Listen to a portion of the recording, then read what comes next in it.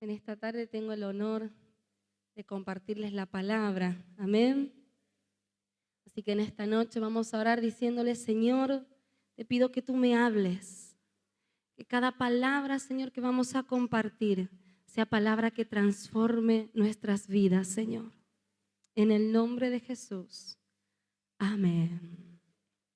Amén. Vamos a comenzar compartiendo Primera de Pedro, capítulo 5, del 5 al 11. Y esta palabra, esta prédica se titula Dejando nuestras cargas a los pies de la cruz de Cristo. Amén. Muchas veces estamos cargados, estamos angustiados, pero esta palabra nos va a enseñar a dónde tienen que ir nuestras cargas, nuestras angustias. Amén. Vamos a comenzar compartiendo entonces Primera de Pedro 5, desde el versículo 5.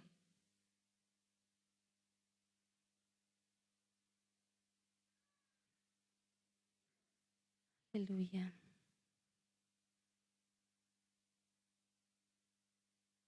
Ahí está, dice la palabra. Del mismo modo, ustedes, hombres más jóvenes, tienen que aceptar la autoridad de los ancianos y todos sírvanse unos a otros con humildad, porque Dios se opone a los orgullosos, pero muestra su favor a los humildes. ¿El que sigue? Así que humíllense ante el gran poder de Dios y a su debido tiempo Él los levantará con honor. Pongan todas sus preocupaciones y ansiedades en las manos de Dios, porque Él cuida de ustedes. Estén alerta, cuídense de su gran enemigo el diablo, porque anda al acecho como un león rugiente buscando a quien devorar. Seguimos. Manténganse firmes contra él y sean fuertes en su fe. Amén. Recuerden que sus hermanos en Cristo en todo el mundo también están pasando por el mismo sufrimiento. En su bondad, Dios los llamó a ustedes a que participen de su gloria eterna por medio de Cristo Jesús. Entonces, después de que hayan sufrido un poco de tiempo, Él los restaurará, los sostendrá, los fortalecerá y los afirmará sobre un fundamento sólido.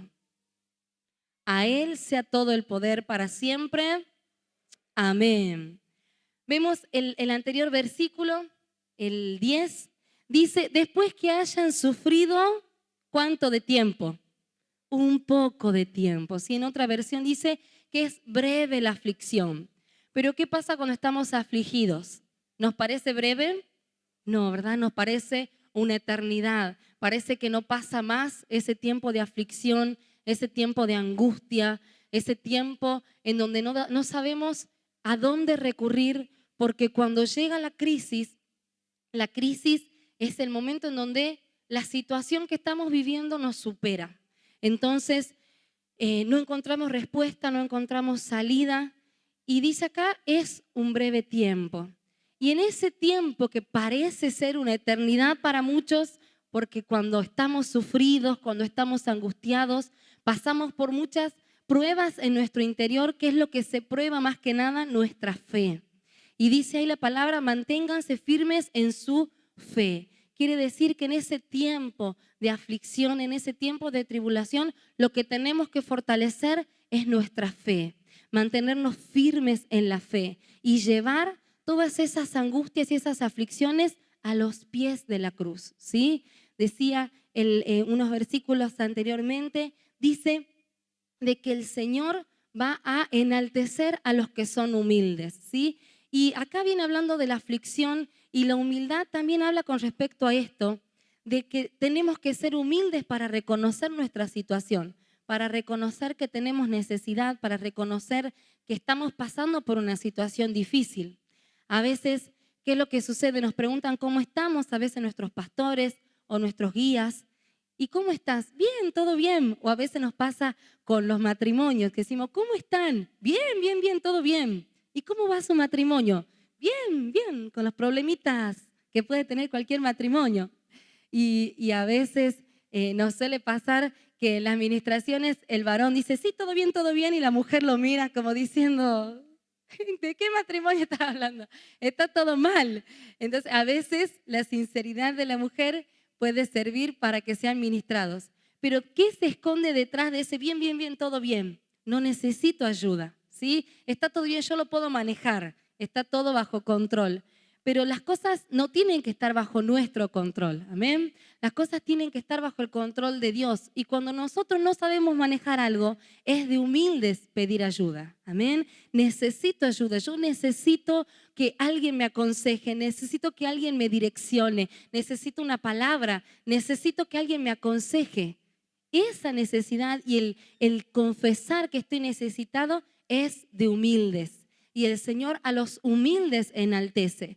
Pero si yo soy soberbia y digo, no, yo no necesito a nadie, no necesito que nadie me aconseje, que nadie me hable, estoy guardando soberbia en mi corazón, ¿sí? Y el Señor no se va a poder glorificar porque Él dice, a su debido tiempo enaltecerá al humilde, aquel que se ha mantenido con humildad a pesar de la aflicción, ¿sí? El versículo 7, si lo podemos poner de nuevo ahí, dice el versículo 7, descarguen en Él todas sus angustias porque Él tiene cuidado de ustedes. Amén. La cruz, que es el sacrificio de Cristo, es un acto redentivo. ¿Qué quiere decir esto? Que todo lo que el Señor padeció en la cruz es para librarnos de eso, ¿sí? Dice la palabra en Isaías que Él fue angustiado, ¿sí? Que Él cargó con nuestras transgresiones. Él fue angustiado para que nosotros no vivamos en angustia, para que nosotros no vivamos angustiados.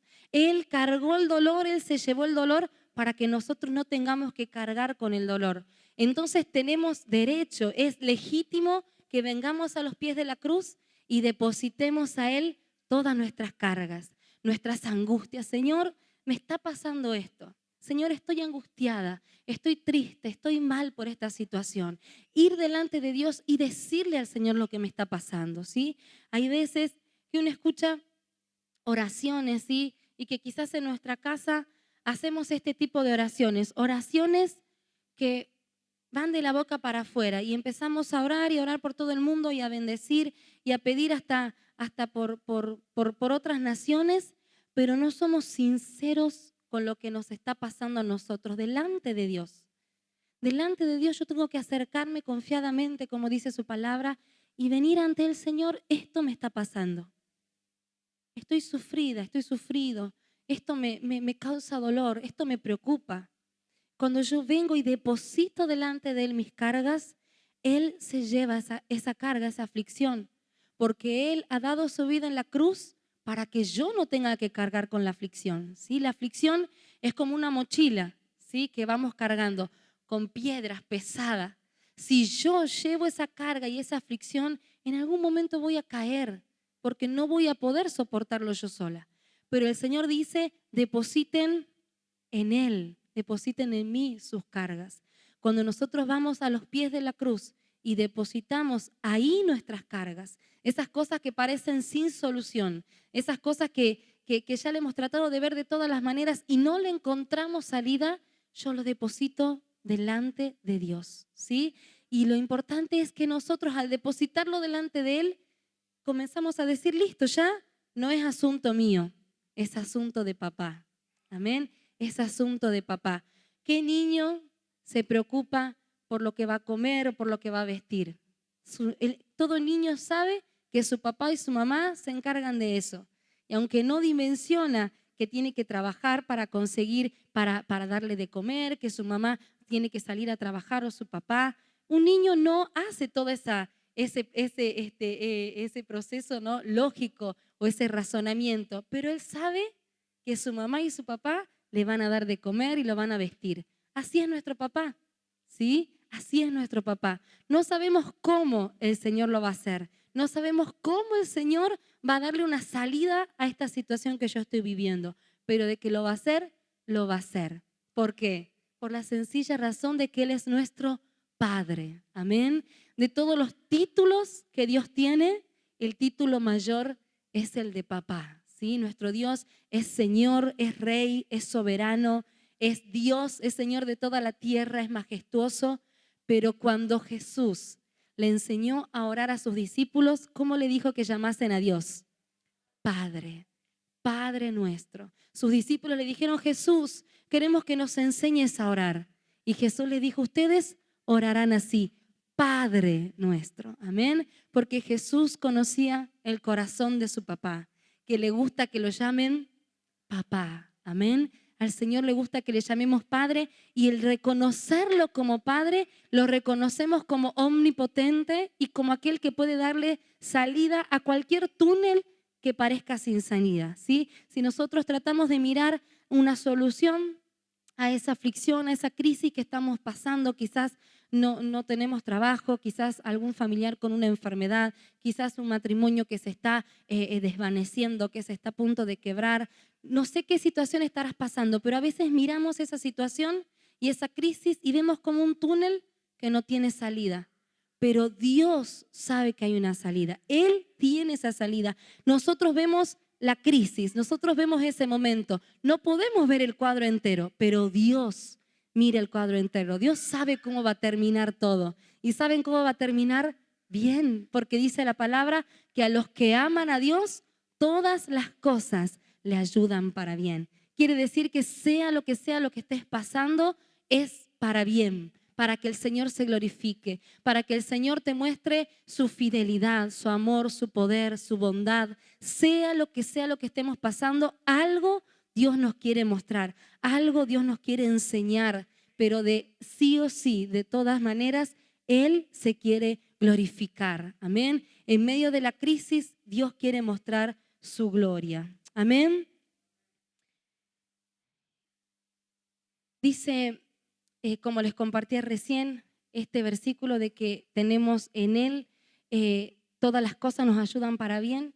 Hay veces que en nuestra vida, y yo analizaba cuántas veces nos paramos del lado equivocado, nos paramos del lado del enemigo, diciendo: bueno, ya hasta aquí llegué, esto no tiene solución, y terminamos tomando decisiones que probablemente el enemigo quiere que tomemos, ¿sí? Que abandonemos, que nos resignemos, que dejemos de luchar, que dejemos el camino del Señor, ¿sí? ¿Cuántas veces hemos dicho: bueno, pero ya he peleado esta batalla, o ya he sufrido esto varias veces? Pero el Señor nos dice que si permanecemos a los que aman a Dios, todo le ayuda para bien. Entonces, nuestra fe es la que tiene que ser activada. Amén. Y esta noche vamos a activar nuestra fe. Amén. Dice también la palabra que cuando nosotros oramos, dice: el que ora es porque cree que hay Dios. Amén. Entonces, cuando oramos es porque creemos que hay un Dios que nos escucha, que hay un Dios que está atento a nuestras necesidades. Amén. Hay un Dios que está dispuesto a escucharnos y a respondernos. Entonces, cuando oramos, estamos activando nuestra fe. Por eso es necesario ir a la presencia de Dios, llevar nuestras cargas delante de Dios. Amén. Decirle al Señor lo que yo necesito. En los evangelios cuenta la historia de un ciego, que era un ciego y un mendigo, cuyo nombre era Bartimeo. Algunos conocen su historia. ¿Sí? Bartimeo era un mendigo que estaba ahí en la calle y que cuando supo que pasó Jesús, comenzó a gritar: Jesús, hijo de David, ten misericordia de mí. Y trataban de callarlo porque estaba molestando, y él insistía: Jesús, hijo de David, ten misericordia de mí. Jesús, hijo de David, ten misericordia de mí. Y cuando Jesús escuchó, dijo: traigan a Bartimeo. Cuando Bartimeo se acercó, Jesús le hizo una pregunta. Le dijo: ¿qué quieres que te haga? Y Bartimeo puede haber dicho: pero es medio evidente, soy ciego, ¿qué más querría que recobrar la vista? Pero Bartimeo no hizo ninguna suposición. Bartimeo le contestó a su pregunta. Bartimeo le dijo: quiero ver, quiero recobrar la vista. Y Jesús le dio la vista, ¿sí? ¿Qué es lo que nos está enseñando? La Biblia, la palabra de Dios tiene secretos, y este es uno de ellos, que el Señor quiere que le digamos qué es lo que necesitamos. Amén. El Señor quiere escuchar que nosotros le digamos, Señor, necesito esto, esto y esto. Señor, mira lo que me está faltando, mira esta situación, no encuentro solución. Decirle al Señor lo que estamos necesitando es lo que el Señor quiere, que podamos decirlo, porque pedirle a Él es como un niño le pide a su padre, ¿sí? Un padre le gusta que su hijo le pida. ¿Por qué? Porque está encontrando cuál es su necesidad, ¿sí? Está descubriendo qué es lo que ese niño, esa niña necesita. El padre necesita escuchar. ¿Cuántos padres sufren porque no saben qué quieren sus hijos? ¿Sí? Porque no, dicen, no sé, yo lo mando a fútbol, lo mando aquí, lo mando allá, pero no sé qué necesita. Qué bueno que es para un padre escuchar que su hijo le diga, papá, necesito esto. Amén. Entonces, el Señor quiere escuchar de nuestra boca lo que necesitamos. Amén. Amén. Vamos a continuar leyendo en la palabra Filipenses, capítulo 4.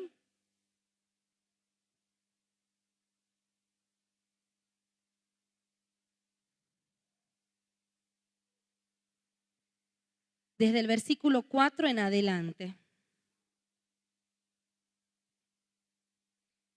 Dice así la palabra: regocíjense en el Señor siempre. Y otra vez les digo, regocíjense. Que la gentileza de ustedes sea conocida de todos los hombres. El Señor está cerca. No se preocupen por nada, que sus peticiones sean conocidas delante de Dios en toda oración y ruego con acción de gracias. Y el versículo 7, y que la paz de Dios, que sobrepasa todo entendimiento, guarde sus corazones y sus pensamientos en Cristo Jesús. Amén. Vamos a analizar el primer versículo que hemos leído. Dice, regocíjense en el Señor. Insisto, dice Pablo, regocíjense. El contexto en el que escribe Pablo es un contexto en el que Pablo estaba encadenado, estaba preso, estaba viejo y estaba enfermo. Y Pablo le decía, regocíjense, gócense en el Señor. Les insisto. ¿Qué estaba diciendo Pablo? Regocíjense si les va bien, porque a mí me está yendo muy bien. No, Pablo estaba hablando de una dimensión que iba más allá de las circunstancias que estaba viviendo. Y esa dimensión que va más allá de las circunstancias tiene que ver con la fe. Pablo tenía fe y él podía decir, estoy encadenado, estoy preso, estoy viejo, estoy enfermo, pero me gozo en el Señor. Amén. Me gozo en el Señor. ¿Por qué me gozo? Porque sobran razones para gozarme en el Señor. Porque me ha salvado, porque me ha dado vida, me ha dado propósito, me ha dado paz. En Él tengo plenitud de vida. Y esta aflicción pronto pasará. Pero mi Dios sigue siendo Dios, sigue siendo mi Padre, sigue siendo el que me cuida, sigue siendo el que responde a mis peticiones. Ese Dios es el que me da gozo. Amén. Eso quiere decir que nuestro gozo no tiene que depender de las circunstancias. Si estoy pasando por una aflicción, no tengo que dejar de gozarme en el Señor. Amén. No tengo que dejar de gozarme. No tengo que dejar de venir a un culto porque esté triste. No tengo que dejar de servir porque esté triste. Amén. La tristeza puede ser un momento, pero yo tengo que hacer clic y decir, no, el gozo del Señor es mi fortaleza. Y más allá de esta situación adversa y difícil que yo esté pasando, me gozo en el Señor, porque hay propósito, porque viene algo mejor después de esto, porque si tengo una prueba, el Señor me va a sacar victorioso, victoriosa. Amén. Yo recuerdo que lo conté en mi testimonio hace poco. Me recuerdo cuando mi papá falleció y que yo tuve una tristeza tan grande que yo contaba, ¿no? De que nunca había sentido tanto dolor. La pérdida de mi papá ha significado para mí un tiempo de tristeza, pero me acuerdo claramente cada palabra que el Señor me dio durante mi duelo, ¿sí? Yo tuve un duelo en donde el Señor me habló con salmos, pero puedo decirles claramente, puedo recordar cada palabra que el Señor me dijo, incluso escribía todo lo que el Señor me hablaba. Esa crisis, esa pérdida me hizo acercarme más al Señor. Eso es lo que tiene que provocar las crisis en nosotros, acercarme más, porque no entiendo por qué, porque no encuentro la razón. pero eso me permite acercarme más a Dios porque sin entender, yo acepto su voluntad y sé que algo viene, sé que Él algo tiene para mí, ¿sí? Y yo con lo que les decía, que no dejemos que la tristeza nos invada, que la tristeza nos haga salir del propósito, salir de la casa, que nos haga salir de servir, porque me acuerdo que también en ese tiempo que mi papá había fallecido un sábado, al día siguiente vine al culto, adoré al Señor sin ministrar, pero al domingo siguiente estaba ministrando de nuevo en este lugar, porque Dios sigue siendo Dios. Amén. La crisis no puede determinar nuestra vida y decir, no, estoy triste, como decía Manuel en las ofrendas, no, no tengo plata, estoy triste. Y esa tristeza, porque tengo alguna situación irresuelta, no me deja servir a Dios. Esa tristeza no me deja seguir adelante buscando su rostro, gozándome en Él. Eso está queriendo decir de que la tristeza está dominando mi vida. Pero si yo, como dice la palabra, deposito en Él todas mis cargas y acepto ese gozo que no tiene que ver con las circunstancias, yo voy a poder seguir sirviendo al Señor, amando al Señor y con esa esperanza de que lo que viene será mejor. ¿Amén? ¿Cuántos dicen amén? Amén. El versículo 6 dice, no se preocupen por nada, que sus peticiones sean conocidas delante de Dios en toda oración y ruego con acción de gracias. Amén.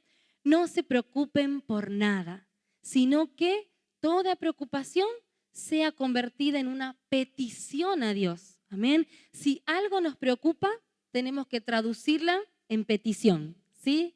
Si nosotros solucionáramos algo con preocuparnos, nos reuniríamos a preocuparnos, ¿verdad? Bueno, cada uno cuenta sus problemas, nos preocupemos todos. No se soluciona nada preocupándonos, sino que dice, no se preocupen, sino lleven sus peticiones delante de Dios. Entonces, si yo estoy preocupado por algo, en vez de decir, ay, estoy preocupado, tengo que llevar a Dios esa petición, traducir esa preocupación en una petición a Dios. Amén. Señor, estoy preocupado, no sé qué va a pasar con mi hijo, no sé qué va a pasar con mi carrera, no sé qué va a pasar con mi trabajo. Entonces, en vez de preocuparme, voy a la presencia de Dios y lo traduzco en oración. Señor, no sé qué voy a hacer con mi carrera. Te pido que vos me estés guiando, que vos me des una palabra, que vos me estés diciendo qué tengo que hacer, ayúdame, dame inteligencia. Entonces yo voy a la presencia de Dios y allí transformo esa preocupación en petición. Amén.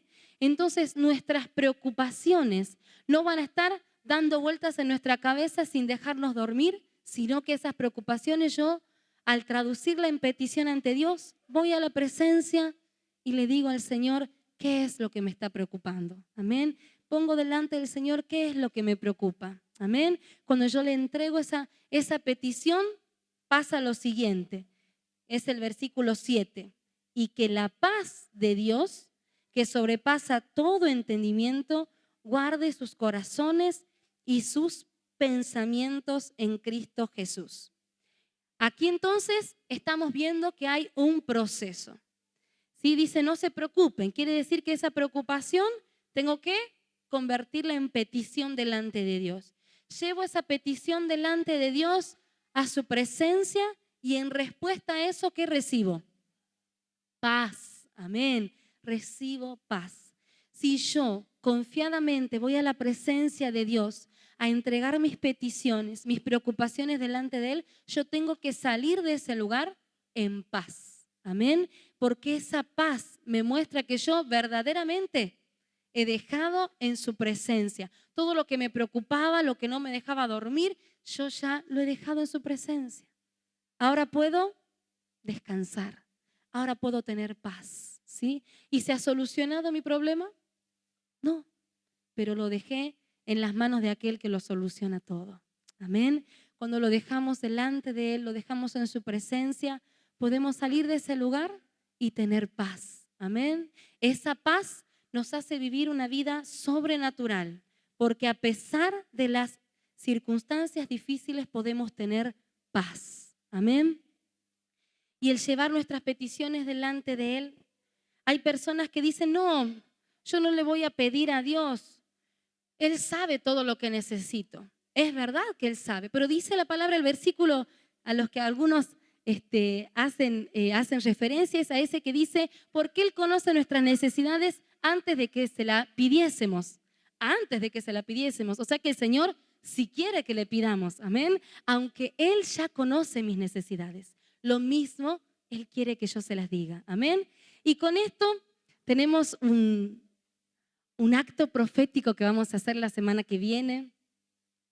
Y quiero que usted esté pensando en estos días, en esta semana, 10 peticiones que tenga para el Señor. 10 peticiones.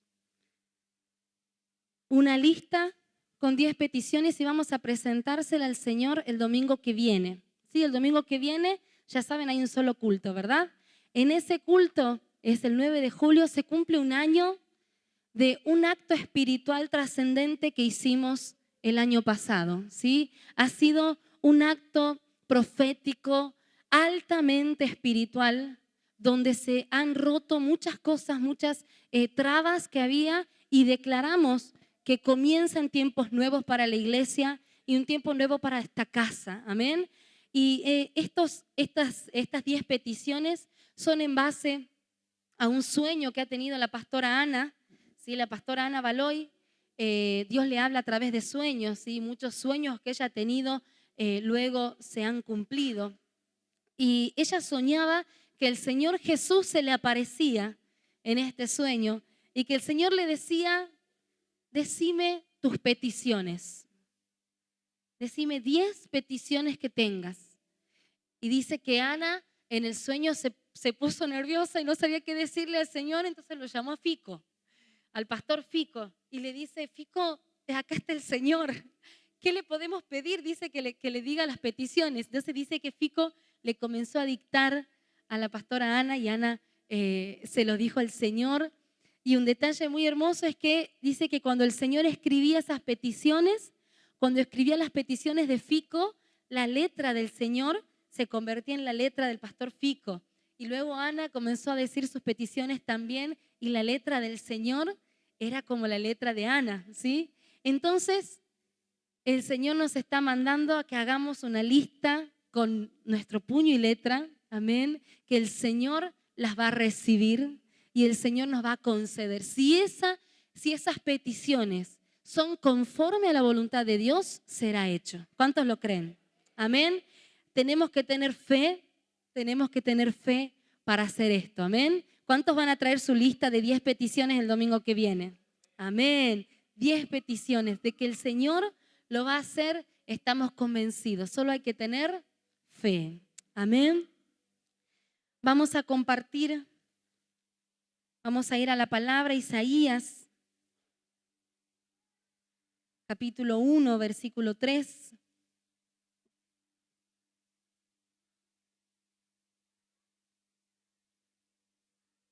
Isaías, capítulo 1, versículo 3. Dice así la palabra del Señor. Ahí está en pantalla. El buey conoce a su dueño y el asno conoce el pesebre de su amo. Pero Israel no entiende. Mi pueblo no tiene entendimiento. Amén. El buey conoce a su dueño y el asno conoce el pesebre de su amo. ¿Qué quiere decir? Que si lo soltaban al buey o lo soltaban al asno, después volvía a su dueño porque sabía cuál era su casa, ¿sí? Yo sé que este es mi dueño, esta es mi casa y ahí tengo que volver. Aunque yo quiera ir a otra casa o quiera estar en otros pastizales y comer otra comida, esta es mi casa, ¿sí? Y el Señor aquí nos muestra que así como el buey y el asno conocen el lugar a donde pertenecen, nosotros tenemos que aceptar el lugar donde pertenecemos. Nuestra casa, nuestra familia, nuestro color de piel, nuestra estatura. Eso es aceptar que Dios todo lo ha planeado perfectamente, pero yo no debo quejarme de mi presente. No debo estar enojada o enojada con Dios porque soy así o porque estoy viviendo tal circunstancia. Yo tengo que aceptar la realidad que estoy viviendo hoy. Porque si yo no lo acepto, si yo no acepto quién soy, si yo no acepto la familia que el Señor me ha dado, si yo no acepto la casa que tengo, yo estoy en rebeldía con Dios. Yo me estoy rebelando contra lo que Dios me ha dado. Y yo tengo que ser agradecido, agradecida. Esta es mi situación hoy. No quiere decir que así voy a pasar el resto de mi vida. No quiere decir de que porque hoy tengo una casa media hecha o porque hoy tengo una casa que no está como yo quiero, así va a ser siempre. Pero hoy acepto esta casa y voy delante de Dios y le digo, Señor, yo quiero otra casa. Yo quiero una casa que tenga así, que sea así, pero hoy mi realidad es esta y yo acepto tu voluntad.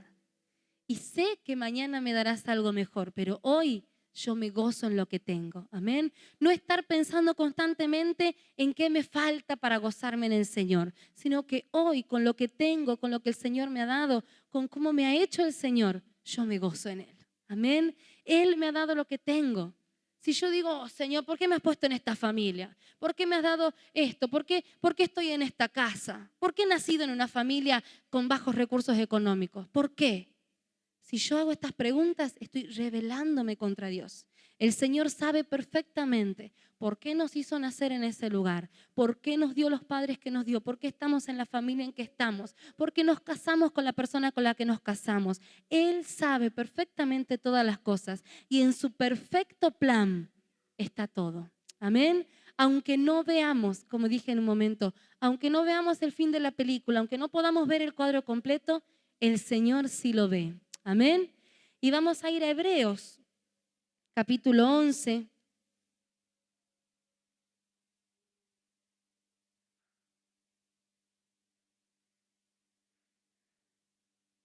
Para ver cómo nosotros tenemos que mirar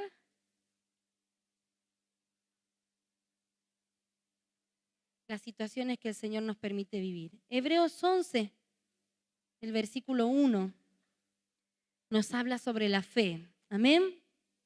Y dice así: ahora bien, tener fe es estar seguro de lo que se espera y es estar convencido de lo que no se ve. Gracias a ella, nuestros antepasados fueron reconocidos y aprobados. Por la fe entendemos que Dios creó el universo por medio de su palabra, de modo que lo que ahora vemos fue hecho de lo que no se veía. Amén. La fe es esa certeza de lo que se espera y la convicción de lo que no se ve. ¿Sí? Yo creo que aunque no vea la salida, aunque no vea la respuesta todavía, yo creo en ese Dios que va a darme la respuesta y va a darme la salida. Amén. Esa es la fe. Y esa es la fe que nos hace creer que este universo ha sido creado por el Señor. Si yo creo que Dios nos ha creado y que ha creado todas las cosas, ¿cómo no voy a creer también que Él tiene algo con mi vida? Amén. Si nosotros ponemos nuestra fe en el Señor, si nosotros le decimos, Señor, necesito que actives mi fe para que yo pueda entender, dice, porque por medio de la fe nosotros podemos entender, ¿sí? Y cuando nosotros vemos las situaciones y nos resulta tan difícil entender, ¿sí? Y una clave es no preguntarnos el por qué, porque si nosotros preguntamos por qué, no vamos a llegar a entender quizás nunca el porqué de las situaciones, ¿sí? Pero yo tengo fe, yo sé, yo estoy convencida o convencido que lo que Dios me ha prometido, eso se va a cumplir. ¿Cómo lo va a hacer? No sé, pero el Señor lo va a hacer, amén, porque es mi papá y porque hablábamos hace un rato, Él es omnipotente para hacer todas las cosas. El Señor no me tiene que explicar a mí cómo lo va a hacer, Él simplemente lo va a hacer. Amén. A veces está en nuestra autosuficiencia o incluso en nuestros deseos de tener todo controlado, querer saber cómo Dios va a hacer todas las cosas. Pero el Señor dice, tranquilo, tranquila, yo sé. Y para vos es suficiente que yo sepa cómo lo voy a hacer. Amén. El Señor lo va a hacer. El Señor, ¿han visto como un hijo, un niño, cree que su papá lo puede arreglar todo? Y no pregunta cómo lo va a hacer, ¿sí? El niño no pregunta cómo, sabe que su papá lo va a arreglar, ¿sí? Milenita cuando la otra vez me causaba mucha gracia porque a veces cuando se rompen cosas, yo le digo, sí, ya el papá lo va a arreglar. la puerta o cosas que él puede arreglar. Y la otra vez a mí se me había roto un vaso. Yo, uy, se me ha roto. Y la Mile me dice, tranquila mamá, el papá lo va a arreglar. Así que ella cree que todo lo puede arreglar el papá, pero todo. Entonces, esa dimensión en la que ella lo ve a su papá, así es como tenemos que ver a Dios. Sí, Él lo va a arreglar, Dios lo va a arreglar. Él sabe, ¿sí? Yo no sé, pero Él sabe. Él sabe cómo lo va a hacer, Él sabe y Él conoce perfectamente los tiempos. No tenemos que preocuparnos, no tenemos que dejarnos vencer por la ansiedad, sino decir, yo sé que papá tiene todo bajo control. ¿Cuántos dicen amén? Amén. Y al Señor le conmueve nuestra fe, ¿sí? Así como cuando yo le dije a Emanuel, ¿sabes que la Mile cree que vos podés arreglar todo? Y Emanuel se conmovía. El Señor se conmueve cuando nosotros tenemos fe en Él, ¿sí? Cuando decimos, yo no sé cómo lo voy a solucionar, yo no sé cómo vamos a salir de esta, pero yo sé que Él lo va a arreglar. Y esa fe conmueve el corazón de Dios, ¿sí? Esa fe es la que toca el corazón de Dios y dice, ¿cómo no le voy a conceder a mi hijo, a mi hija, si está creyendo de tal manera en mí? Amén. El Señor lo va a conceder. Y por último vamos a leer Génesis, capítulo 45.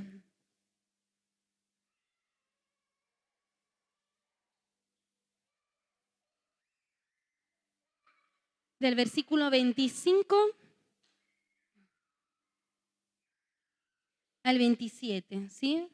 Vamos a ver que una de las cosas que hace la fe es traer alivio y paz a nuestro corazón, ¿sí? Antes de leer, les cuento un poco, algunos ya deben conocer la historia de José. José fue vendido por sus hermanos a Egipto como un esclavo y allí cuando pasó su tiempo, luego fue encarcelado, luego que lo liberaron, él pasó un tiempo y llegó a ser el segundo en autoridad después del faraón. O sea, José, de haber sido vendido por sus hermanos y rechazado, luego pasó a ocupar un lugar muy importante en Egipto, ¿sí? Y resulta que en Israel estaban pasando hambre, entonces los hermanos de José, sin saber que José era el segundo después de Faraón, van y se encuentran con él. José se da a conocer, sus hermanos le piden perdón. Y el papá de José, Jacob, creía que José estaba muerto porque los hermanos que lo vendieron a José le fueron a decir a Jacob, sí, una bestia se lo debe haber comido porque encontramos su manto con sangre. Entonces Jacob guardó esa tristeza y ese dolor de creer que su hijo estaba muerto, ¿sí? Pero cuando sus hermanos se encuentran con José, y aquí vamos al capítulo 45, versículo 25, dice, ellos salieron de Egipto y llegaron a la tierra de Canaán, a donde estaba Jacob, su padre. Y le dieron la noticia y le dijeron, José vive todavía, es el Señor de toda la tierra de Egipto. Pero en el fondo Jacob se afligió porque no les creía. Entonces ellos le contaron todo lo que José había hecho, había dicho palabra por palabra, y cuando Jacob vio los carros que José había enviado para llevarlo, su espíritu revivió. O sea, cuando Jacob pudo creer que José estaba vivo, su espíritu revivió. Pero cuando él no creyó, dice, se afligió. Cuando nosotros damos lugar a la incredulidad, nuestro corazón se aflige, ¿sí? Y por más que uno venga con una palabra de fe, una palabra de esperanza, vas a salir de esta, vas a ver que el Señor va a encargarse de restaurar tu matrimonio, vas a ver que el Señor va a sanarte de esa enfermedad. Pero si yo no lo creo, por más palabras hermosas que nos digan, si no lo creo, voy a quedar con aflicción en mi corazón. Pero si yo creo esa palabra de Dios, si yo creo esa palabra de esperanza, si yo creo esa palabra de fe, voy a encontrar ánimo, voy a encontrar alivio en mi corazón. Y ese alivio es con el que el Señor nos quiere dar. Esa paz es la que el Señor nos quiere dar. Esa paz que sobrepasa todo entendimiento, ¿sí? Nosotros cuando venimos al Señor, y decimos, Señor, yo creo en ti. Esa fe y el decir yo creo en ti tiene que ser no solamente creo en que hay Dios, sino que creo en sus palabras, creo en sus promesas, creo que Él me ama y que tiene un propósito con mi vida. Yo creo que Él puede hacerse cargo de todas las cosas que yo no puedo, ¿sí? Esta crisis, esta situación, esta carga que vengo cargando, que vengo llevando en mis espaldas, yo las puedo depositar en Él. Cuando yo entiendo la dimensión del sacrificio en la cruz, yo puedo tener paz. Amén. La paz que sobrepasa todo entendimiento la tenemos solamente cuando entregamos esas cargas y entregamos esas ansiedades delante de Él y a los pies de la cruz y le decimos, Señor, yo no puedo. Reconozco que no está a mi alcance, que yo con mis fuerzas no lo puedo hacer, pero sé que tú, que me amas entrañablemente, que eres mi Padre y que tienes todas las cosas bajo control y que tienes cuidado de mí, sé que tú lo vas a hacer. Amén. Cuando nosotros tenemos esa actitud, el Señor nos concede de su paz. Dice el Señor, mi paz les dejo, mi paz les doy, pero no como se las da el mundo. La paz del Señor sobrepasa todo entendimiento y esa paz es la que el Señor nos quiere dar en esta noche. Amén. Así que les invito a ponerse de pie, a que podamos decirle, Señor, vengo ante ti a depositarte mis cargas.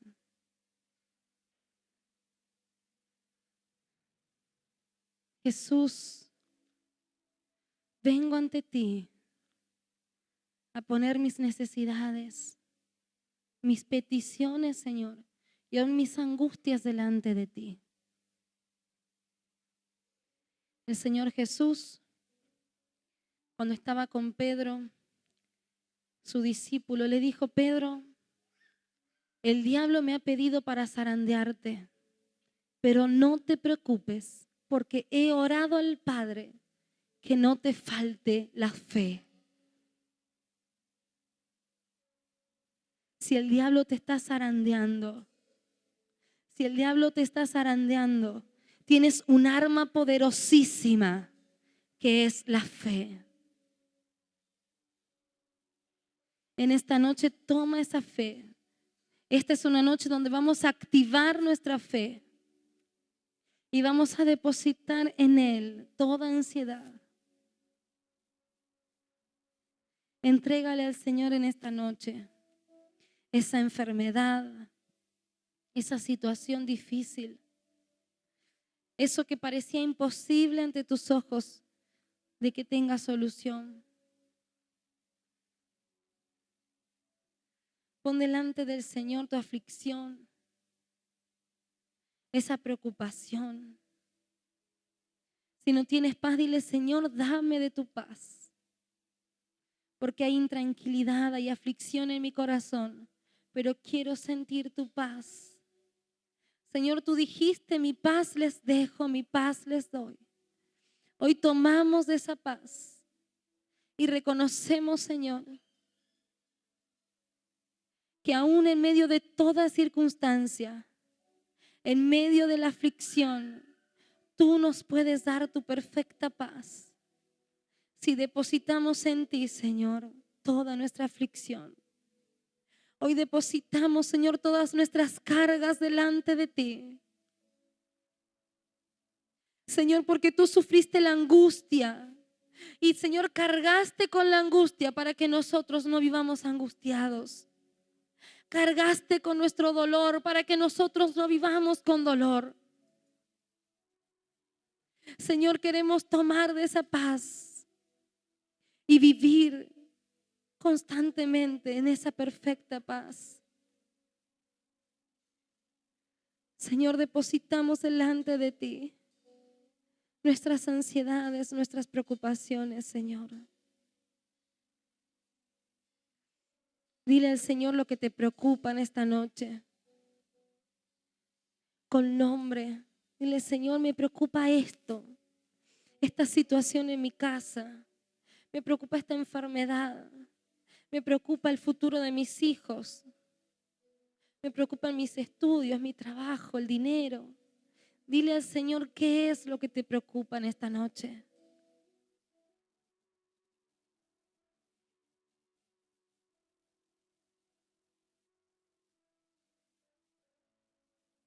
Y en esta hora deposita esa preocupación a los pies de la cruz.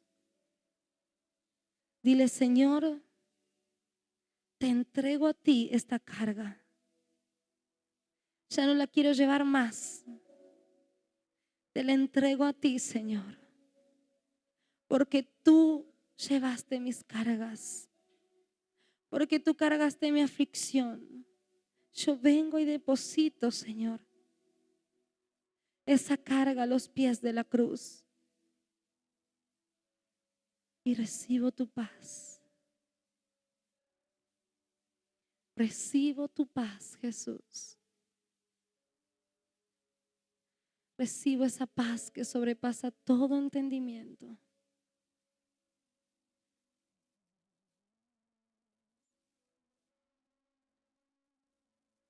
Reconocemos que tú eres nuestra paz. Que has quitado todos nuestros temores, Señor. Nos has hecho libres y podemos tener paz en ti.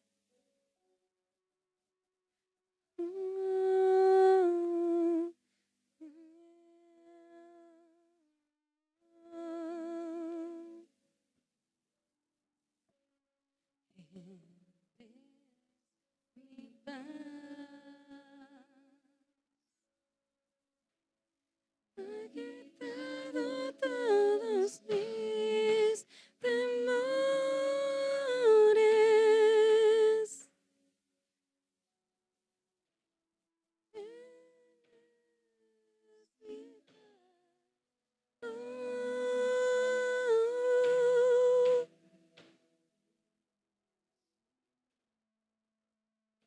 Decimos en esta noche, Él es mi paz. Él es mi paz. Ha quitado todos mis temores.